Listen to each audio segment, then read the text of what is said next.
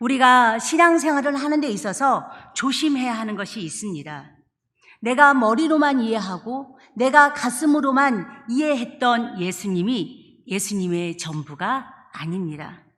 예수님은 한 분이지만 예수님에 대한 우리의 생각과 경험은 서로 다릅니다. 예수님은 절대적이고 완벽하지만 내가 알고 있고 체험한 예수님은 상대적이고 부분적입니다. 그러므로 내 좁은 우물 속에 예수님을 가두지 마십시오. 영성에도 빛깔이 있습니다. 다양한 빛깔, 빨주, 노초, 파란보, 아름다운 무지개를 이룹니다. 여러 모양과 또 색깔의 유리 조각이 모여 아름다운 모자이크를 이루듯이 우리의 서로 다름을 통해 온전한 복음의 역사를 이루어 가십니다. 오늘 본문은 예수님이 갈릴리에서 전반기 사역을 마치시고 후반기 사역을 위해 예루살렘으로 향해 가시던 중에 예수님은 제자들을 데리시고 빌립보 가이사랴의 지역 여러 마을을 다니면서 제자들에게 사람들이 자신을 누구라고 말하는지 질문하고 있습니다. 빌립보 가이사랴는 로마의 황제 가이사랴를 기념하기 위해서 붙여진 도시의 이름입니다. 그곳에서 예수님은 자신의 정체성을 알고 싶어서 그리고 정체성에 대해서 질문하십니다. 그곳은 가이사랴의 그런 이름이 붙여진 도시의 그곳은 바알을 섬기고 로마 황제를 숭배하는 본거지에서 그곳에서 우상이 가득한 그곳에서 예수님은 세상의 진정한 왕은 너희들이 섬기는 우상이 아니라 자신임을 알려주고 싶었던 것입니다. 예수님이 질문합니다. 사람들이 나를 누구라 하느냐? 예수님은 사람들이 자기에 대해 어떻게 생각하고 있는지 제자들을 통해서 확인하십니다. 그런 후 제자들도 자기를 어떻게 생각하고 있는지 물으십니다. 예수님께서 이와 같은 질문을 제자들에게 던진 것은 비로소 자기 자신이 하나님의 아들 그리스도이시며 고난의 주로 이 세상에 오셨음을 제자들에게 분명하게 밝힐 때가 되었다고 생각했기 때문입니다. 십자가를 지는 참 제자로서의 삶을 살도록 권유하기 위함이었습니다. 제자들이 말합니다. 세례 요한이라, 더러는 엘리야, 더러는 선지자 중에 하나라고 이야기합니다. 마태복음 16장 14절과 오늘 본절인 28절은 당시 유대인들을 예수관을 잘 보여주고 있습니다. 이를 통해 그들이 예수를 잘못 알고 있었다는 사실을 우리는 알 수 있습니다. 그들은 예수를 자기들을 죄에서 구원해 줄 하나님의 아들 메시아로 알지 않았습니다. 28절을 보게 되면 더러라는 말이 나옵니다. 이 말은 다른 사람들을 의미합니다. 유대인 중 어떤 사람들은 예수를 세례 요한이라고 생각하였고 또 다른 어떤 사람들은 엘리야로 알고 있었습니다. 또 다른 사람들은 선지자 중에 하나라고 알고 있었다는 말입니다. 그들은 저마다 예수는 이런 사람이다, 예수는 엘리야다, 예수는 우리가 생각하고 있는 세례 요한이다, 그리고 그 선지자 중에 하나라고 그들은 각각의 인식을 가지고 예수님을 따랐고 예수님을 바라보았습니다. 오늘날에도 우리 예수님을 어떻게 생각합니까? 유대한 사상가나 성인 가운데 한 사람 정도로 생각하는 사람들이 있습니다. 참 메시아이신 이 예수님을 바라보고 바로 깨닫지 못하는 이 사실이야말로 참으로 안타까운 일이 아닐 수 없습니다. 예수님이 또 물으십니다. 너희는 나를 누구라 하느냐? 예수님께서 진정으로 알고 싶었던 것은 세상 사람들의 생각이 아니라 제자들의 생각이었던 것입니다. 예수님께서 지난 3년 동안 예수님을 따라다니며 동고동락했던 그 제자들, 우리가 구전으로 그 제자들이 들었던 예수가 아니라 직접 눈으로 보고 예수님이 행하시는 모든 이적과 기적을 보았던 그들의 생각에 대해서 예수님은 알고 싶었던 것입니다. 더구나 마가복음 8장 17절에서 21절을 보게 되면 제자들은 얼마 전까지만 해도 예수님이 어떤 분인지에 대해서 영적 깨달음도 없었습니다. 바리새인과 헤롯의 누룩을 경계하라는 말씀의 의미도 제대로 파악하지 못했기 때문에 이 시점에서 예수님은 안타까운 마음으로 더욱더 그들의 생각을 알고자 하셨을 것입니다. 왜냐하면 주님을 바로 아는 지식과 신앙만이 구원에 이를 수 있기 때문입니다. 만일 제자들마저도 세상 사람들과 같이 주님을 세례 요한이나 선지자 정도로 이해했다면 주님의 진정한 제자가 될 수 없습니다. 그러므로 메시아 되신 그리스도에 대해 바로 아는 것은 제자들에게 있어서 너무나도 중요한 일이었습니다. 사랑하는 성도님들은 우리 주님을 구주로 영접한 때가 얼마나 되셨습니까? 이제 갓 예수님을 영접하셨습니까? 아니면 10년입니까? 20년입니까? 30년입니까? 우리는 주님을 어떠한 주님으로 알고 계십니까? 엘리야로 알고 계십니까? 아니면 세례 요한으로 알고 계십니까? 아니면 그 선지자 중에 하나로 알고 계십니까? 오늘 우리에게 주님이 계속해서 질문하고 있는 것입니다. 베드로가 대답하죠. 주는 그리스도시니이다. 히브리어로 메시아, 우리말로 구원자. 베드로의 고백은 문자적으로 옳습니다. 문자적으로 맞습니다. 하지만 예수님은 베드로의 고백을 듣고 아무 말도 하지 말라고 하십니다. 이 말씀을 보게 되면 참 이해할 수 없는 말일 수도 있습니다. 왜냐하면 예수께서 그리스도가 되시는 사실이야말로 모든 사람들이 알아야 되는데 어찌 예수님께서는 아무 말도 하지 말라고 그렇게 말씀하셨을까요? 여기에는 중요한 이유가 있습니다. 당시 유대인들은 물론 심지어 제자들까지도 주님에 대해 분명한 깨달음이 없었기 때문입니다. 그들은 단지 주님을 어떻게 생각했냐면 내가 아플 때 고쳐주시는 분, 죽은 자를 살리시는 분, 나에게 어려움이 올 때 나에게 그 어려움을 해결해 주시는 분, 능력을 가지고 있는, 그래서 자기들의 욕심을 만족시켜줄 세속적인 메시아로 이해했을 거라는 것입니다. 그래서 그들에게 내가 너희들을 구원하기 위해서 이 땅에 왔다라고 아무리 외쳐도 그들은 듣지 않을 것입니다. 다시 말하면 유대인들은 다윗 임금과 같은 엄청난 인물이 나타나기를 기다렸습니다. 다윗과 같은 왕 와서 대망의 로마 제국을 물리치고 자기들 이스라엘을 해방시켜줄 그런 강력한 인물이 오실 거라고 그들은 고대하고 기다리고 있었던 것이었습니다.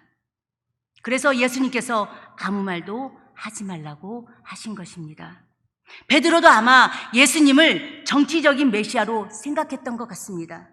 예수님이 예루살렘으로 진격해서 로마 제국을 물리치고 천하를 호령하는 제2의 다윗의 왕국을 건설하실 거다, 그렇게 생각했습니다. 하지만 예수님의 사명은 유대인만이 아니라 온 인류를 죄와 사망에서 구원하고 해방하는 것이었습니다. 정치적인 영역에서만 아니라 삶의 모든 영역에서도 하나님 나라를 선포하는 것이었습니다. 하나님 나라를 성취하기 위해서 우리 예수님은 십자가에 달려 죽으셨습니다. 총이나 칼로 세상을 정복하는 폭력의 혁명이 아니라 사랑의 혁명입니다. 너를 죽이고 나를 살리는 십자군 전쟁이 아니라 나를 죽여 너를 살리는 십자가의 사랑, 십자가의 혁명, 이것이 예수님의 사명이요, 예수님이 걸어가신 십자가의 길입니다. 무슨 그림일까요? 다 같이 한번 보시기 바랍니다. 무슨 그림일 것 같아요? 예수님이 십자가에 달리신 그림입니다. 그러면 십자가에 달리신 예수님을 어떤 각도에서 바라본 것 같습니까? 위에서 바라봤을까요? 아니면 아래에서 바라본 그림일까요? 아니면 좌우에서 바라본 그림일까요? 그렇습니다. 우리는 어떤 사물은 눈높이에 따라서 전혀 다르게 보입니다. 가령 달을 지구상에서 쳐다본다고 하면 그저 동그란 달입니다. 어느 동요 가사처럼 달달 무슨 달 쟁반같이 둥근 달, 그러면 둥근 달이 될 것입니다. 그러나 위에서 바라본다면 그것은 정말 엄청난 사건이 됩니다. 위에서 바라본다는 것은 온 태양계가 다 보여야 가능합니다. 이것은 하나님의 관점이 아니고서는 결코 위에서 바라볼 수 없는 것입니다. 이만큼 어디서나 어느 눈높이에서 바라보냐에 따라서 사건은 전혀 달라진다는 사실입니다. 많은 화가들은 십자가의 예수님을 그립니다. 그것은 골고다 언덕에서 세워진 십자가입니다. 창에 옆구리를 찔리시고 머리에 가시관을 쓰시고 처참하고 불쌍하신 예수님을 묘사한 그림들을 많이 그립니다. 그러나 그림을 보는 순간 마음이 찡하고 나를 위해 돌아가신 예수님, 어떻게 하면 좋을까요? 정말 예수님의 사랑을 우리가 어떻게 갚을까요? 라고 우리는 그렇게 생각하지만 그 다음 순간 우리는 그 사실을 곧 잊어버리게 됩니다. 왜냐하면 현재 나의 삶이 너무나 평화롭기 때문입니다. 그러나 달리가 그린 이 십자가는 다릅니다. 위에서 십자가에 달린 예수를 보았다면 누가 보았겠습니까?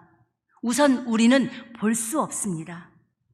오직 볼 수 있는 분은 하나님뿐입니다. 우리가 십자가에 달리신 예수님을 보는 것하고 하나님이 예수님을 보는 것하고는 완전히 다릅니다. 생각해 보십시오. 십자가에 달린 아들을 보는 하나님의 심정이 이해할 수 있겠습니까? 우리는 나를 위해 돌아가신 예수님을 생각하면 오히려 안심하고 좋아하지만 아들 예수가 십자가를 지고 그 언덕길 골고다를 올라가는 모습을 보는 그 하나님의 심정은 말로 다 형용할 수 없을 것입니다. 거기다가 아버지를 향한 애끓는 기도 소리를 들으십니다. 아버지여, 제발 이 잔을 나로부터 멀어지게 하옵소서. 그러나 아버지는 응답하지 않습니다. 십자가에 못 박혀 고통 가운데 그 돌아가신 예수님, 옆구리에 창이 찔릴 때 그 신음과 고통과 절교 우리는 듣지 못합니다. 우리는 함께 나눈다고 하면서도 진정 우리는 예수님이 얼마나 힘들고 얼마나 그 고통스러운 그 상황을 우리는 이해하지 못합니다. 그러나 우리 하나님은 이 모든 것을 생생하게 들으시고 보시는 분은 아버지 하나님이십니다. 이것이 바로 나를 죽여 너를 살리는 십자가 사랑, 십자가 혁명, 바로 예수님의 사명이요, 예수님이 걸어가신 십자가의 길입니다. 우리는 결코 우리 쪽에서 십자가를 보아서는 안 됩니다. 오류를 범할 수가 있습니다. 그들이 그토록 원하는 메시아가 자기들을 구원할 한정된 메시아로만 생각하는 그 편협적인 생각에서 우리는 예수님을 좁은 우물 안에 거두지 말아야 합니다. 우리는 하나님 편에서 하나님의 시선이 머무는 그곳에서 아들을 바라보는 그 십자가가 될 때 온전한 메시아 주님을 기다릴 수 있는 것입니다. 이것이 달리가 우리에게 주고자 하는 메시지입니다. 주는 그리스도이시다라고 고백하는 베드로의 고백을 들은 예수님은 이제 공공연하게 말씀하십니다. 이제 내가 고난받고 죽임당할 것이다. 사흘 만에 부활할 것이다. 베드로가 깜짝 놀랍니다. 메시아는 그러면 안 됩니다. 그리스도께서 그렇게 죽으시면 안 되는 거지요. 죽는다니요. 그러면 우리는 뭐가 됩니까? 모든 것을 다 버리고 오직 주님만을 따랐는데 우리는 어떻게 됩니까? 우리는 누굴 보고 살아야 됩니까? 주님, 여기서 이러시면 안 됩니다. 다급해진 베드로가 예수님의 바짓가랑이를 붙잡고 항변하며 가로막습니다. 여기서 항면하다는 원어로 해석하면 꾸짖다라는 의미입니다. 제자인 베드로가 예수님을 꾸짖었습니다. 예수님께서 그런 베드로를 호되게 야단치십니다. 본문 33절입니다. 예수께서 돌이키사 제자들을 보시며 베드로를 꾸짖어 이르시되 사탄아 내 뒤로 물러가라. 사탄아 내 뒤로 물러가라. 잘 나가던 베드로가 졸지에 사탄이 되고 말았습니다. 우리도 사탄이 될 수 있습니다. 언제요? 예수님보다 앞서 있으면 우리는 사탄이 됩니다. 예수님보다 높아지려고 하면 우리도 사탄이 될 수 있습니다. 내가 이해하고 내가 만난 예수, 내가 체험한 예수님만을 고집하고 예수님을 세우지 않으면 우리는 사탄이 될 수 있습니다. 내 입장, 내 고집, 내 피로, 내 열심, 내 믿음 내세우며 예수님 앞에서 얼쩡거리면 우리도 사탄이 되는 것입니다. 예수님은 베드로에게 내 뒤로 물러가라고 말씀하십니다. 헬라어 성경에는 이렇게 말씀하고 있습니다. 그냥 내 뒤로, 베드로 내 뒤로, 내 앞에 있지 말고, 내 앞에서 얼쩡거리지 말고, 나보다 앞서가지 말고 내 뒤로 와서, 이 말입니다. 지금 쉽게 말하면 베드로는 예수님의 생각보다 베드로의 생각이 앞서서 예수님한테 그리하지 말라고 지금 항변하고 있는 것입니다. 물론 인간적으로는 이해가 갑니다.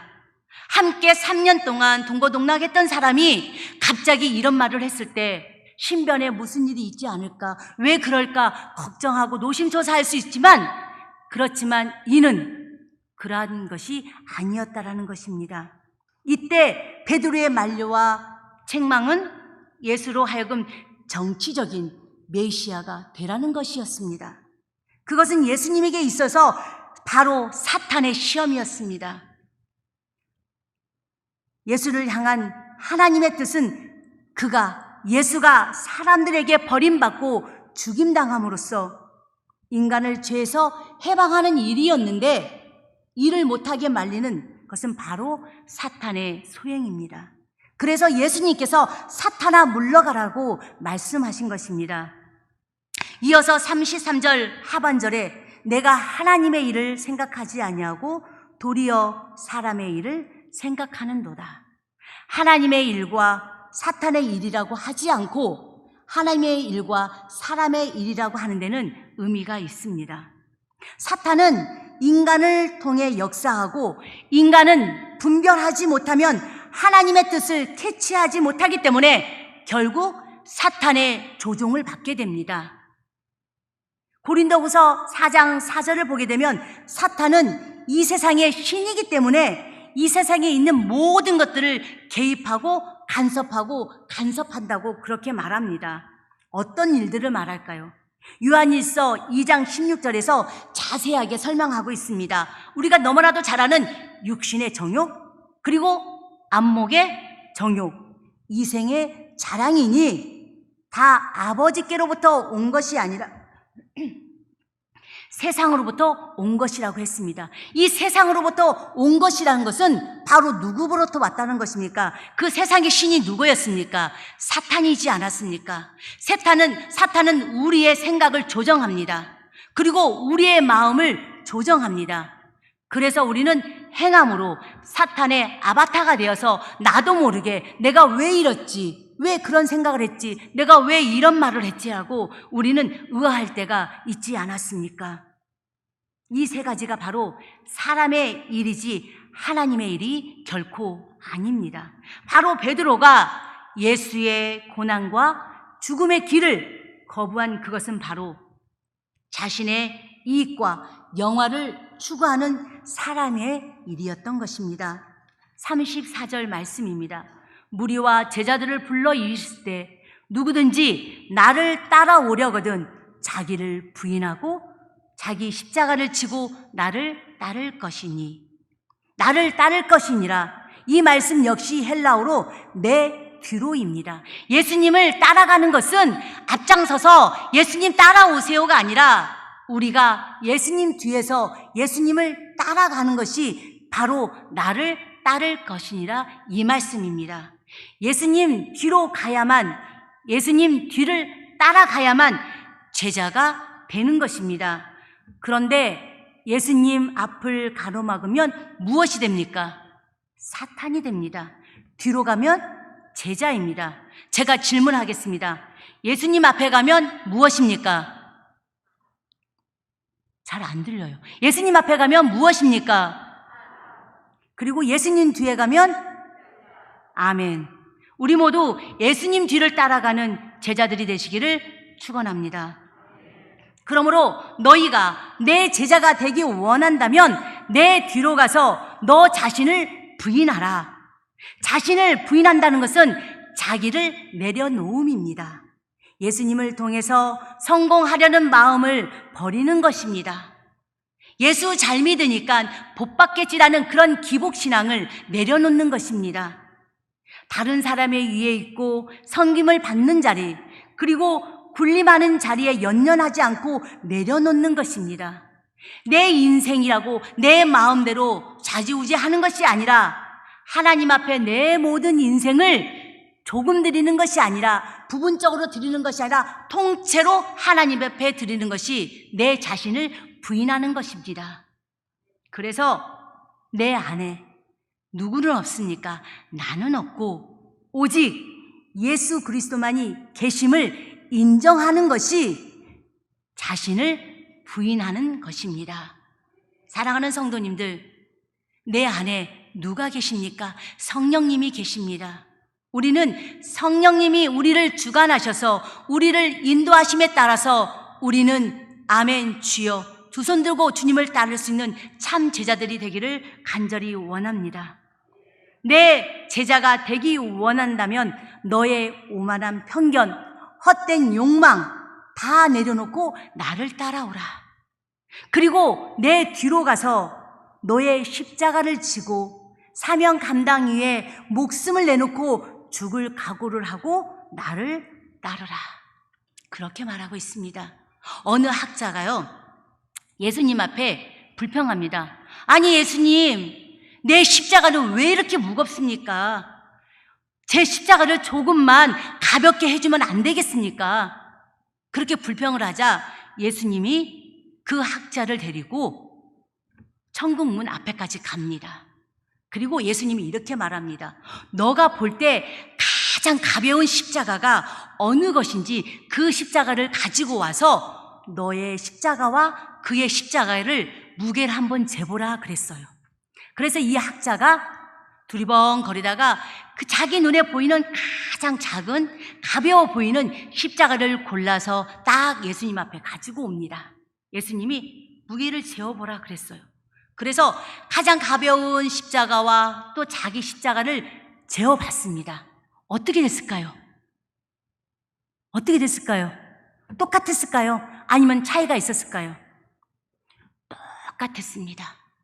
내가 어떻게 느끼냐에 따라서 우리는 그렇지 않습니까? 내가 받는 고난이 가장 큰 고난이라고 생각합니다. 내가 가지고 있는 이 고통이 남들이 겪지 못하는 고통이기 때문에 너무나 아프다라고 생각합니다. 왜 하나님은 나에게 이런 고통을 주셨을까? 남들은 저렇게 아무런 근심 걱정 없이 살아가는 것처럼 보이는데 왜 유독 하나님은 나에게 이런 무거운 십자가를 주셨을까? 아닙니다. 십자가는 사랑입니다. 하나님은 높고 낮음이 아니라 공평하게 우리를 사랑으로 함께 동행해 주시는 그 하나님이 바로 우리의 하나님입니다. 그래서 우리가 십자가를 지는 것은 주께서 우리에게 어떤 짐을 지우신다는 뜻이 아니라 우리의 자아와 그리고 우리의 육신의 정욕에 대해 죽는 것을 의미합니다. 그러므로 십자가는 죽을 각오를 하고 우리는 짊어져야 합니다. 자기를 부인하고 주님을 믿기 위해서 그 일에 생명을 걸 각오를 해야 합니다. 그런 면에서 어찌 보면 예수님을 믿는 것은 모험일 수도 있고 위험한 선택일 수도 있습니다. 아니, 어떻게 예수님을 믿는데 목숨까지 내놔야 됩니까? 아유, 하나님, 그러면 저 이 정도까지는 안 할래요. 저는 예수님, 그 정도는 아니어도 예수 잘 믿고 그냥 주일 예배 잘 지키다가 하나님이 부르시면 아멘 하고 갈래요. 이게 정말 하나님이 원하는 걸까요? 하나님은 우리에게 무거운 짐을 지고 가는 그런 십자가를 우리에게 짊어주시는 것이 아니라 하나님께서는 우리가 예수를 따르는, 예수님을 닮아가는 그 삶을 살아가기를 원하셔서 우리에게 십자가를 주셨고 그 십자가를 짊어지라고 말씀하고 있는 것입니다. 예수님께서 하늘 영광을 버리시고 이 땅에 오셔서 섬김과 겸손의 모습을 보여주신 것처럼 우리도 그런 삶을 본받으라는 것입니다. 사랑하는 성도님들, 주님은 오늘 이 시간에 우리를 향해 물으십니다. 너희는 나를 누구라 하느냐? 이 질문에 대한 여러분의 대답은 무엇입니까? 사실 이 질문은 내가 누구냐라고 질문이기보다는 나를 따르겠냐라는 질문입니다. 내 길은 너희들이 원하는 탄탄대로 형통의 길이 아니라 십자가, 죽음의 길이다. 그래도 그 길이 십자가의 죽음의 길이라도 너희들이 나를 따르겠느냐? 너 자신을 부인하고 내 십자가를 지고 나를 따르겠느냐? 바로 이 말입니다. 머리로 고백하는 신앙, 삶의 길잡이가 됩니다. 가슴으로 고백하는 신앙, 삶의 원동력이 됩니다. 그리고 행동으로 고백하는 우리의 신앙이 있어야 할 것입니다. 그런데 그 전제는 예수님 뒤로 가야 합니다.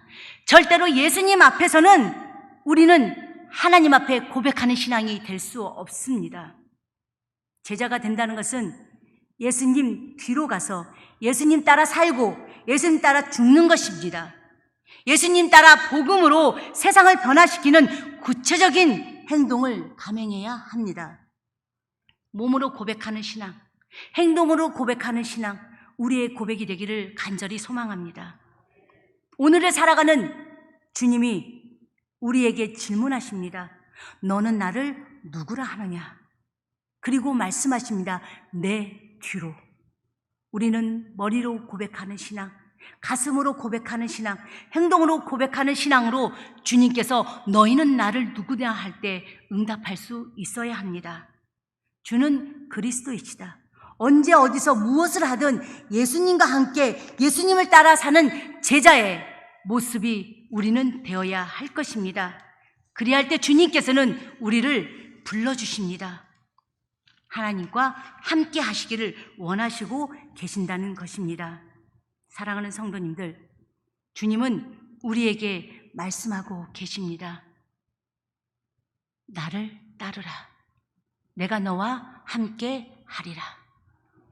말씀하고 계시는 그 주님의 질문에 우리는 응답할 수 있어야 합니다.